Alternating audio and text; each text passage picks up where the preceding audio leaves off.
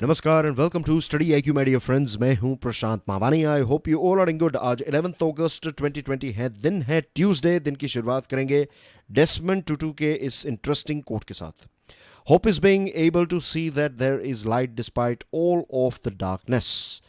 आशा एक ऐसी चीज़ है कि भले ही आप अंधकार में हो, कितनी भी बड़ी मुसीबत ने आपको क्यों ना घेर लिया हो, आशा एक ऐसी चीज़ है जो आपको हमेशा कहती हैं, आपके अंदर एक आवाज़ है जो कहती है कि कोई बात नहीं, सारी चीज़ें जो है वो ठीक हो जाएगी। इसी के साथ डियर फ्रेंड्स, स्टडी आईक्यू की टीम ने मिलकर स्मार्ट कोर्सेज डिज़ाइन किए हैं। ये स्मार्ट कोर्सेज के ऊपर चल रहा है Independence Day sale. 5% extra discount मिल रहा है। वैलिडिटी है 17 अगस्त तक। ज़्यादा जानकारी के लिए डाउनलोड करें हमारा मोबाइल एप्लीकेशन। लेक्चर की पीडीएफ को डाउनलोड करने के लिए चेकआउट माई टेलीग्राम चैनल। आज हमारे टेबल के ऊपर एक बहुत ही इंटरेस्टिंग आर्टिकल है। सिविल सर्विसेज को लेकर लिखा गया एक आर्टिकल है। चाइना और जियोपॉलिटिक्स के बारे में बात करेंगे। कोविड-19 के ऊपर लिखा गया एक आर्टिकल है। यहाँ पर कुछ आंकड़ों के ऊपर नज़र डालेंगे। हॉस्पिटल्स फायर सेफ्टी के ऊपर लिखा गया एक आर्टिकल है और WHO के ऊपर लिखा गया आर्टिकल है, और बाद में कुछ न्यूज़ आइटम्स को देखेंगे। एक बहुत ही इंटरेस्टिंग ये आर्टिकल जो है ये लिखा है एक एक्स सिविल सर्वेंट ने, CBI के डायरेक्टर रह चुके एक व्यक्ति ने इस आर्टिकल को लिखा है। तो you can easily rely on him, right. बहुत सारे आर्टिकल्स वो लिखते रहते हैं। ये जो द हिंदू न्यूज़पेपर है उसमें हमें बहुत सारे उनके आर्टिकल्स टाइम टू टाइम पढ़ने को मिलते हैं। अभी 2019 का रिजल्ट जो है वो आ चुका है। आपने स्टडी आईक्यू चैनल के ऊपर बहुत सारे इंटरव्यूज़ भी देखे होंगे। यहाँ पर दो इंपॉर्टेंट प्रश्न इस आर्टिकल में पूछे गए हैं। पहला प्रश्न ये है, are the right type of man and women being inducted into the higher bureaucracy. UPSC के द्वारा जो एग्जामिनेशन ली जाती है उसमें आप IAS, IPS, IFS एक्सेट्रा बनते हैं, तो डायरेक्टली एक टॉप पोस्ट से आपके करियर की शुरुआत होती है। तो क्या हम इस एग्जामिनेशन के माध्यम से राइट व्यक्ति को अपॉइंट कर रहे हैं? ये एक बहुत ही इंपॉर्टेंट प्रश्न पूछा है। दूसरा जो प्रश्न है वो ये है कि क्या कोई मिड करियर रिव्यू जैसी चीज़ है? कई बार मिसफिट्स कई बार नहीं, हर साल मिसफिट्स तो आते ही हैं। हर साल आपको बहुत सारे डिसऑनेस्ट व्यक्ति भी इस सिस्टम का पार्ट बनते हुए हम देखते हैं। कुछ सालों के बाद खबरें जब पढ़ते हैं तो कोई दहेज मांग रहा है, राइट। कोई IPS ऑफिसर अपने वाइफ से दहेज मांग रहा है। कोई लोग जो हैं वो कुछ करप्शन के चार्जेस उनके ऊपर लगाए जाते हैं। कोई ड्यूटी टाइम पर नहीं करते, कोई किसी को मार देते हैं, किसी के फंडामेंटल राइट्स का हनन करते हैं। तो ये बहुत सारी चीज़ें हमें पढ़ने को मिलती हैं। तो ये दोनों प्रश्न जो हैं ये बहुत ही इंपॉर्टेंट है। ये प्रश्न हमें इस बात को याद दिलाते हैं कि हमें कंटिन्यूसली इस सिस्टम को अपडेट करते रहना है, अपग्रेड करते रहना है। वैसे देखा जाए तो यूपीएससी जो है वो हमारे देश की यूपीएससी एज ए बॉडी भी बहुत ही क्लीन है, लेकिन मैं ऐसा नहीं कह सकता 100% कि ये 100% परफेक्ट है। यूपीएससी की एग्ज़ाम काफ़ी अच्छी है, लेकिन हम ऐसा नहीं कह सकते कि ये 100% फुल प्रूफ है। इंटरव्यू में 5 लोगों की पैनल बैठती हैं, लेकिन फिर भी बहुत सारे ऐसे कैंडिडेट्स हैं जो इस 5 लोगों की जो एक्सपीरियंस्ड लोग हैं उनको भी फिल्टर करके सिस्टम में पहुंच जाते हैं, और फिर सिस्टम में आने के बाद हमें उनके जो रियल फेसेस हैं वो देखने को मिलते हैं। Is it? तो एक सिस्टम तो डेफिनेटली होनी चाहिए कि कुछ कुछ टाइम के बाद, लेट्स से 2 साल के बाद, 4 साल के बाद, 5 साल के बाद, या फिर हर साल अप्रेजल हो। देखा जाए कि इतनी इंपॉर्टेंट पोस्ट के ऊपर आपने किसी व्यक्ति को बिठाया है तो पूरे साल उस व्यक्ति का परफॉर्मेंस कैसा रहा है। अगर उस व्यक्ति ने कोई करप्शन किया है, कुछ गलत चीज़ की है, ये वो एक्सेट्रा, पावर का दुरुपयोग किया है, तो एक्शंस ली जानी चाहिए। लेकिन ये बातें हम सब जानते हैं कि ऐसा होना चाहिए, लेकिन ऐसा करने वाले लोग भी सिविल सर्वेंट्स ही होते हैं, इज़न्ट इट? तो बदलाव जो हैं वो लाना थोड़ा डिफ़िकल्ट तो डेफिनेटली रहेगा ही। Evaluating civil service recruits for their intelligence and integrity is a difficult exercise. ये बात भी रियल है, या फिर ये बात को भी हमें मानना पड़ेगा कि एक आपको इंटेलिजेंट व्यक्ति चाहिए और उसी के साथ साथ वो ऑनेस्ट और इंटीग्रिटी वाला भी व्यक्ति होना चाहिए। तो ऐसा परफेक्ट कॉम्बिनेशन गोतना जो है वो भी अपने आप में एक बहुत ही डिफ़िकल्ट और चैलेंजिंग टास्क है। इसके अलावा हमारा देश जो है वो काफ़ी डाइवर्स है। अलग अलग संस्कृति, अलग अलग सोच, बहुत सारी अलग अलग चीज़ों के बैकग्राउंड के साथ जुड़े हुए कैंडिडेट्स जो हैं वहाँ पर पहुँचते हैं, तो उनको सिलेक्ट करना अपने आप में मीन्स जितना डिफ़िकल्ट यूपीएससी की प्रिपरेशन करना है उतना ही डिफ़िकल्ट यूपीएससी के लिए लोगों को सिलेक्ट करना है। इस आर्टिकल में ये राइटर लिखते हैं कि 1960s में कंपटीशन बहुत ही कम थी, 15 से 20 हज़ार लोग जो हैं वो कैंडिडेट्स होते थे। उस टाइम पर प्रिलिमिनरी एग्जामिनेशन नहीं होती थी, और ये मानते हैं कि आज बहुत सारे उनके कलीग्स या फिर उनके साथ काम कर चुके लोग जो हैं वो भी मानते हैं कि अगर आज की एग्जामिनेशन, आज के जो सीनियर सिविल सर्वेंट्स हैं, अगर वो आज की एग्जामिनेशन देने बैठे तो बहुत सारे लोग जो हैं वो प्रीलिम्स भी क्रैक ना कर पाएँ। तो चीज़ें काफ़ी इम्प्रूव हुई हैं, चीज़ें काफ़ी टफ हुई हैं, बदलाव आया है, राइट। लेकिन फिर भी आज भी एक जो एज ओल्ड प्रिजुडाइज है जो हमें देखने को मिलता है कि जो एक आईएएस हैं, कलेक्टर हैं, एसपी हैं, तो जब वो तैयारी करते हैं तब उनकी जो जो इंटरव्यू में बातें होती हैं कि लोगों की मदद करना, ये सारी चीज़ें, और फिर जब बन जाते हैं उसके बाद जब ड्यूटी करते हैं, कुछ साल चले जाते हैं, जब एक्सपीरियंस्ड व्यक्ति बन जाते हैं वो थोड़े सिविल सर्विसेज के साथ, उसके बाद आम जनता को उनको मिलना अगर होता है तो फिर वही ब्यूरोक्रेसी जिसको हटाने के वादे या फिर हटाने की बातें वो करते हैं, वही ब्यूरोक्रेसी हमें देखने को मिलती है। आप कभी कलेक्टर ऑफिस में जाइएगा, try to get one appointment with collector. कभी ट्राई कीजिएगा किसी एसपी, आपके डिस्ट्रिक्ट के जो एसपी हैं उसको मिलने की कोशिश कीजिएगा। यू विल रियलाइज़ कि आपको पता चलेगा कि आपको ये लगेगा कि अब तो मुझे भी ये पावर चाहिए और मैं इसको चेंज करूँगा, लेकिन फिर कुछ सालों के बाद वहाँ पर उसी एसपी की जगह पर शायद आप बैठे हो। आई होप ऐसा ना हो, लेकिन ये रियलिटी है। ये मैं सिर्फ किताबी बातें नहीं कर रहा हूँ, I am talking about some personal experiences as well, जो मैंने ऑब्जर्व किया है। उन सारी चीज़ों के बारे में मैं आपके साथ यहाँ पर डिस्कस कर रहा हूँ। हो सकता है कि आपका एक्सपीरियंस इससे टोटली अलग हो। अगर ऐसा हुआ है तो फिर ये बहुत ही अच्छी बात है। लेकिन हमारे देश में 739 ऐसे डिस्ट्रिक्ट्स हैं, तो आपको 739 कलेक्टर्स और एसपीज देखने को मिलेंगे।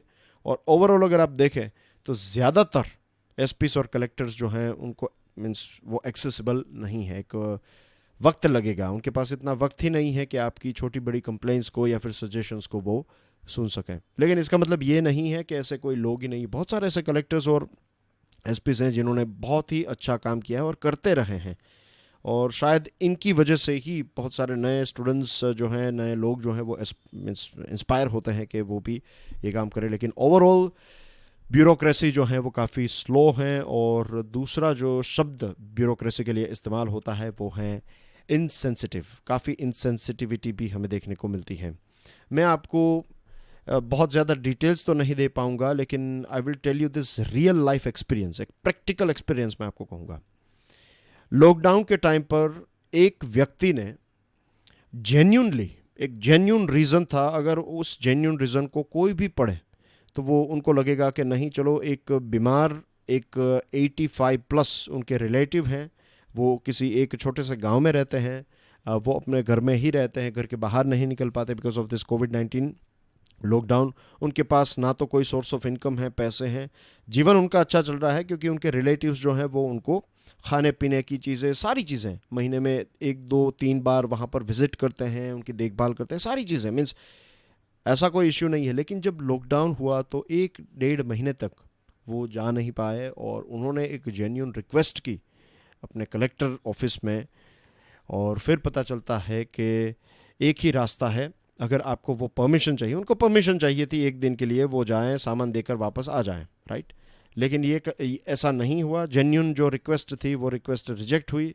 फिर कुछ सेटिंग किया गया और सेटिंग के बाद वो उनको नेक्स्ट डे परमिशन मिल गई।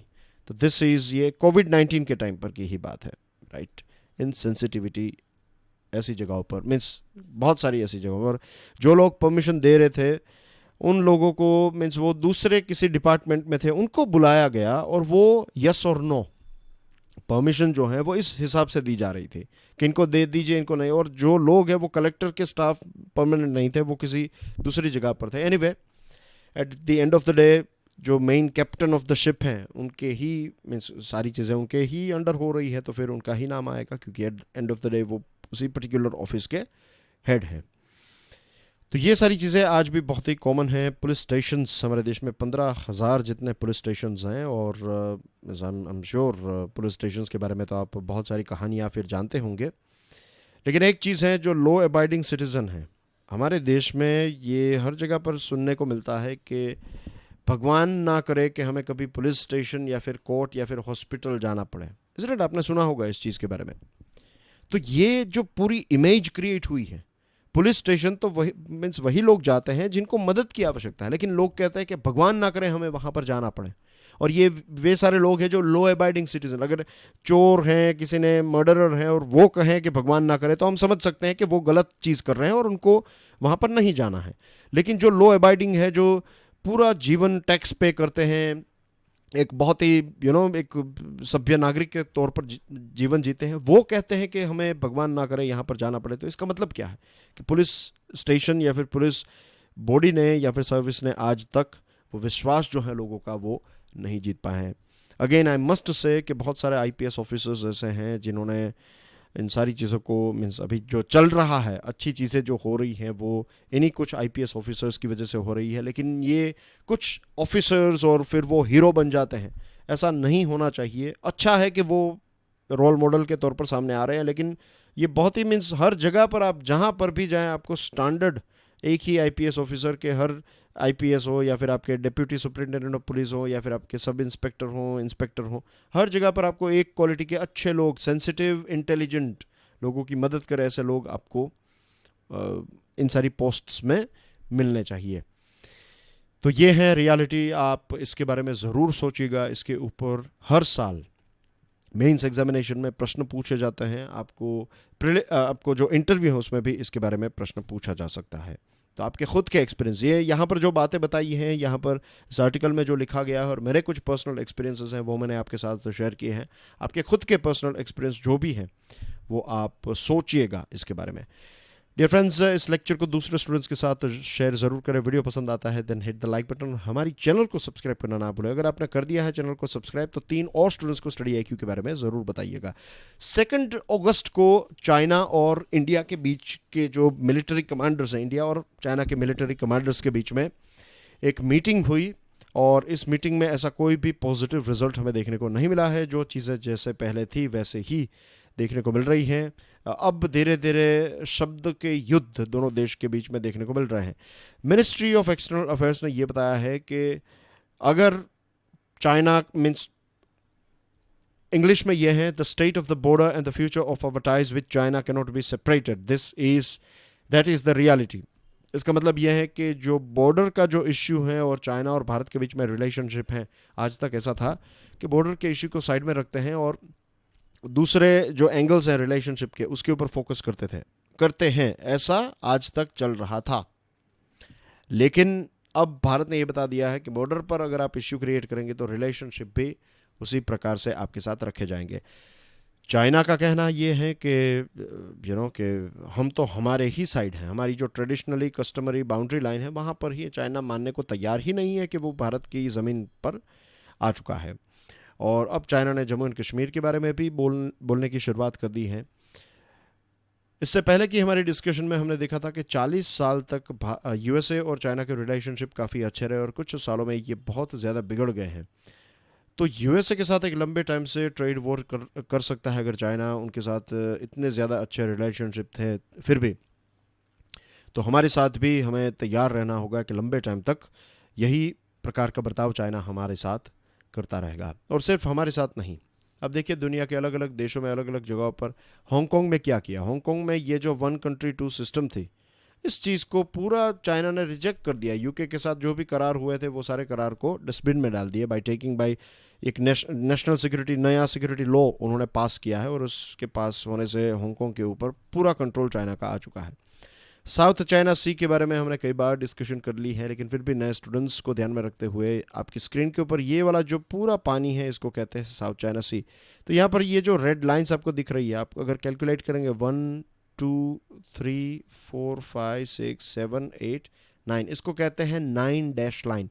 चाइना ने ये 9 लाइन्स बनाकर ये बता दिया कि पूरी ये जो टेरिटरी है साउथ चाइना सी की उसके ऊपर चाइना का कंट्रोल है। 1970s में उन्होंने पारासल आइलैंड के ऊपर अपना कब्ज़ा ले लिया। फिर 1990s में स्प्राटली आइलैंड्स जो हैं उनके ऊपर कब्ज़ा ले लिया, और बहुत सारे देशों के साथ झगड़ा चल रहा है, लेकिन चाइना का दबदबा जो है वो बढ़ता ही जा रहा है, राइट। और वो ख़ास करके छोटे नेबर्स के साथ तो यही बर्ताव करता है कि उनकी ज़मीन जो है वो हड़प लेता है, उनके आइलैंड्स हड़प लेता है। और सिर्फ ये छोटे नेबर्स नहीं, दूसरे जैसे कि Taiwan, Japan, Vietnam, Indonesia, South Korea, इन सब ने बताया है कि चाइना जो है वो इस प्रकार का मिसबिहेवियर कर रहा है।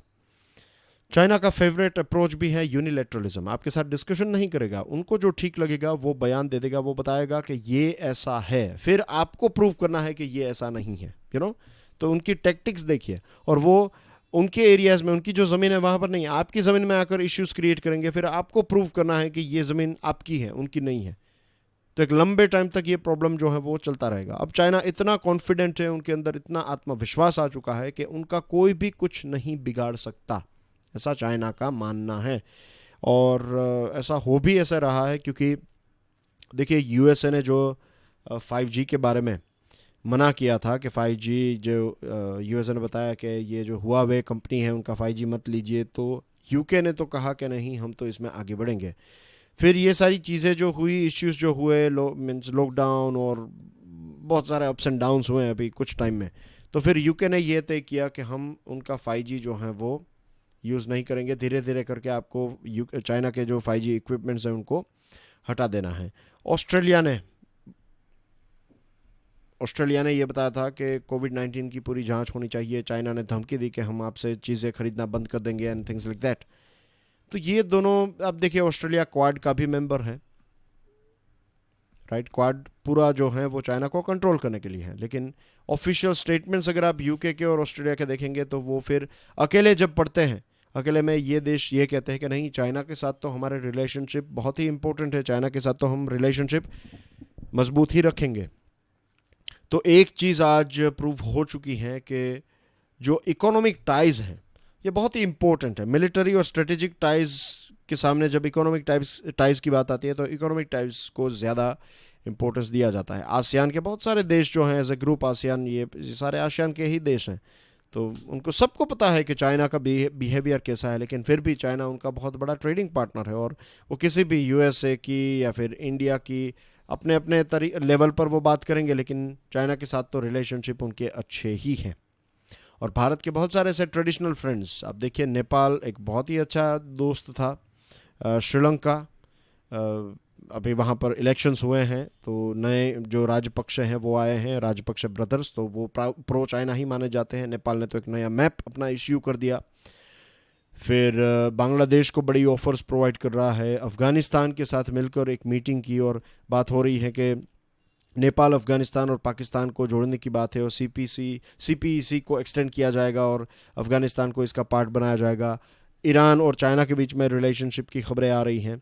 तो पूरा जो जियो बैलेंसिंग है वो चाइना के डिसएडवांटेज में नहीं, यही लग रहा है कि चाइना के एडवांटेज में। सारे लोग माने ना माने, धीरे धीरे जो है ये सारे देश धीरे धीरे चाइना की तरफ जाते रहते हैं, और वो भी जानते हैं कि वो चाइना की तरफ जा रहे हैं, लेकिन फिर भी वो दूसरे मीन्स अपने ट्रेडिशनल रिश्तों को तोड़कर चाइना के साथ जो इकोनॉमिक डेवलपमेंट है उसको ज़्यादा फोकस कर रहा है, ऐसा हमें नज़र आ रहा है। मिसप्लेस्ड प्रायोरिटीज़, हम बार बार ये बात डिस्कस कर चुके हैं, तो यहाँ पर बहुत ज़्यादा वक्त मैं इस आर्टिकल को नहीं देने वाला हूँ। Need of the our is large testing करना है, ट्रेसिंग करना है और लोगों को आइसोलेट करना है।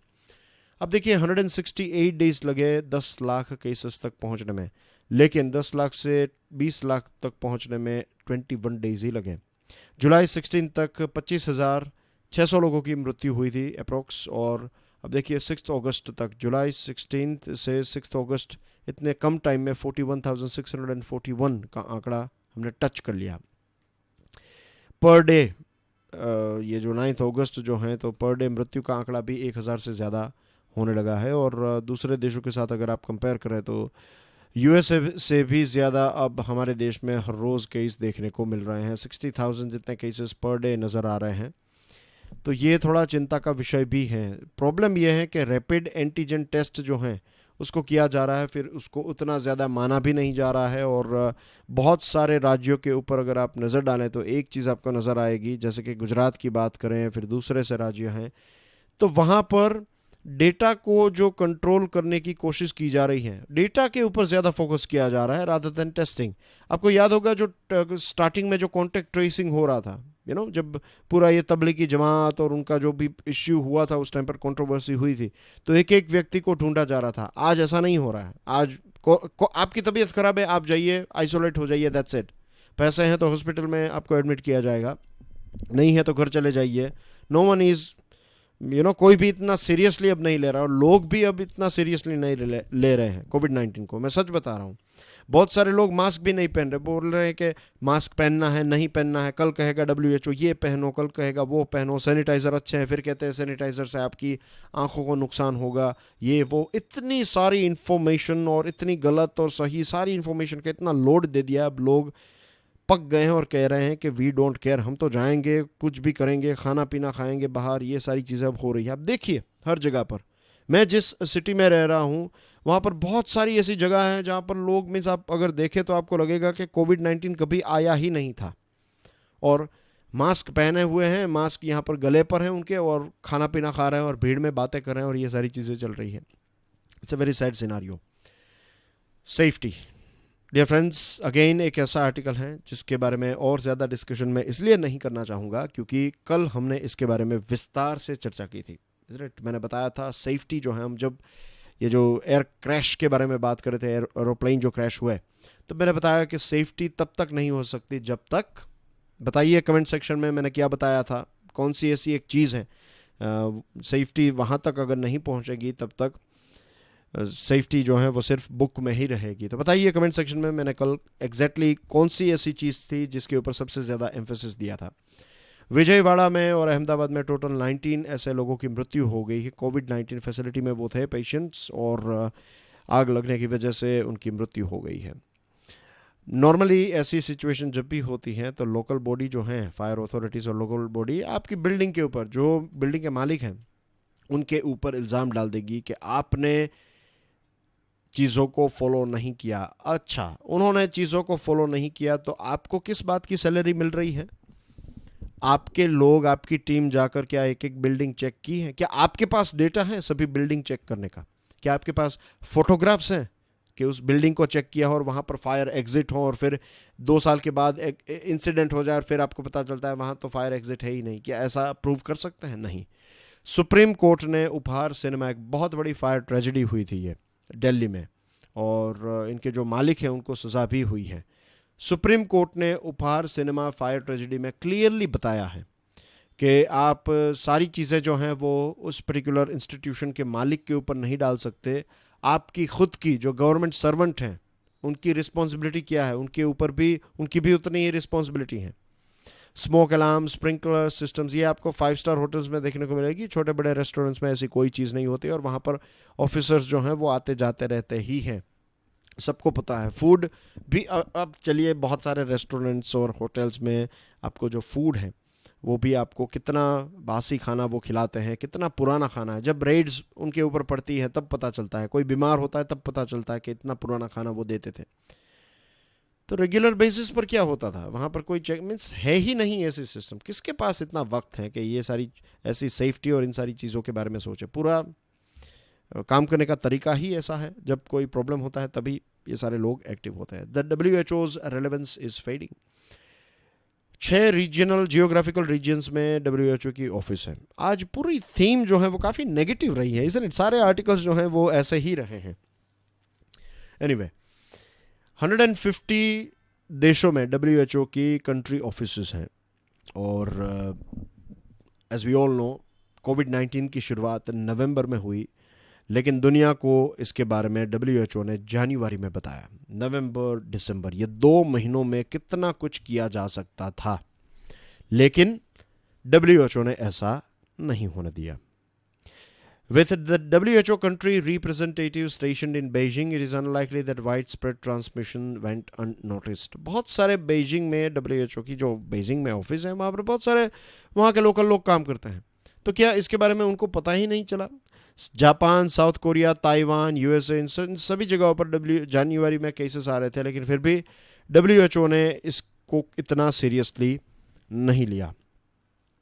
It took some time, inexplicable decisions and actions such as declaring the pandemic as a health emergency of international concern only on 30th January. 30th जनवरी, तो नवंबर से आप गिनिए अगर, तो 3 महीनों के बाद, राइट, 90 डेज या फिर 100 डेज के बाद WHO इसको सीरियसली लेता है. और WHO ने ऐसा पहली बार नहीं किया, बार बार ऐसा, मीन्स इससे पहले भी ऐसा हुआ है. और चाइना की तो बहुत तारीफ हो रही थी WHO के द्वारा. 2014 में इबोला में भी WHO का परफॉर्मेंस ऐसा ही था. डायरेक्टर जनरल जो हैं टेड्रोस की लीडरशिप के बारे में बहुत सारे आर्टिकल्स और बहुत सारे लोगों ने प्रश्न भी उठाए हैं. बहुत सारे लोगों ने तो ये भी बताया है कि बहुत सारे आर्टिकल्स में ये लिखा गया है कि ये इथोपिया से हैं और वहाँ पर चाइना का इन्वेस्टमेंट बहुत ज़्यादा रहा है उनके देश में, और इन्फ्लुएंस रहा है, और वो प्रो चाइना है, ऐसा भी इल्ज़ाम उनके ऊपर लगा है. WHO को फंड अलग अलग देश करते हैं, अलग अलग कंट्रीब्यूशन है सभी का, और प्राइवेट डोनर्स भी हैं. तो जितना आप पैसा देंगे उतना आपका ज़्यादा इन्फ्लुएंस होगा. यूएसए बहुत बड़ी अमाउंट प्रोवाइड कर रहा था. अब यूएसए ने ये बता दिया है कि हम अमाउंट प्रोवाइड नहीं करेंगे. चाइना ने ये बताया है कि हम आपको थोड़े एक्स्ट्रा पैसे देंगे. तो जो पैसा देगा, जो कहते हैं ना हम, जिसकी लाठी उसकी भैंस, इस हिसाब से है WHO के. जो ज़्यादा पैसा देगा वो कंट्रोल करेगा. एक लंबे टाइम तक ये यूएसए और इन सारे देशों ने कंट्रोल किया. अब चाइना के हाथ में इसका कंट्रोल लग रहा है. लेकिन इससे गरीब देशों का क्या, इससे आम लोगों का क्या, जो इन सारे जियोपॉलिटिक्स के बारे में नहीं जानते, जो मासूम लोग हैं. और जानना कोई बुरी बात नहीं है अगर हम जान रहे हैं, but what I am saying is कि मतलब इससे कोई लेना देना नहीं है डायरेक्टली, लेकिन इनकी गलतियों का, इनके जियोपॉलिटिक्स का जो शिकार है वो मैं और आप बन जाते हैं.